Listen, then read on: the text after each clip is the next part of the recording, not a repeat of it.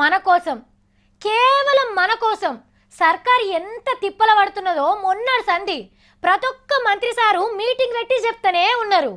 మంచి పని చేసేందుకు కోట్ల రూపాయల లాస్ అవుతున్నా కానీ గవన్నీ ఏం లేవు, మేము పబ్లిక్ కోసం ఎంతైనా భరిస్తాం అని అంటున్నారు. మరి పబ్లిక్ ఏమో ఆహా ఆ మంచి మాకద్దు, ఆ భరించే పైసలు మాకద్దు అని అంటున్నారు. మరి గిట్లయితే ఎట్లా చెప్పుండ్రి?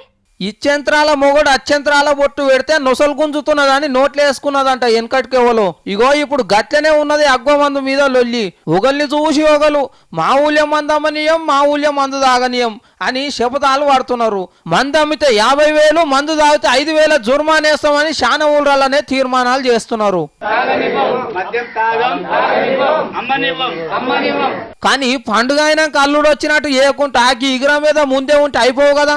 ఇప్పుడు శపథాలు పడుతున్నారు కానీ ఇన్ని దినాలు ఏం చేసినట్టు? ముందు నుంచి తాగుతలేరా మందు? సర్కారు వాళ్ళు గుడుంబ బంద్ చేపిస్తాం, 30 రూపాయలకే కోటర్ తీసిస్తాం అనగానే దోసిన అది ఇగ్రము. సగం తాగినాక మందెంగిలు అంటే ఎట్లా చెప్పుండ్రి? 1,000 కోట్ల రూపాయలు నష్టం వస్తున్నా సర్కార్ అగ్వ మందును ఎందుకు తెస్తున్నట్టు? గుడుంబ దాయి మీరు పానాలు ఖరాబు చేసుకోవద్దు, మీ హౌస్ పెంచాలనే కదా. 10 రూపాయలకు విషం దొరుకుతుంది, 15 రూపాయలకు ఆయుష్ పెంచే మద్యం దొరుకుతుంది. అంతేకాదు పబ్లిక్ మందు తాగుడు సర్కార్కి అస్సలకే ఇష్టం లేదు. కావాలంటే హరీష్ రావు సార్ చెప్తాడు ఇనుండ్రి. నువ్వు ఇంత మంచిగా చేసుకొని భర్త పొద్దుగా తాగుడు పెడితే ఏం చేసుకుంటావు? ఇల్లు నిలబడుతుందా? సంసారం నిలబడుతుందా?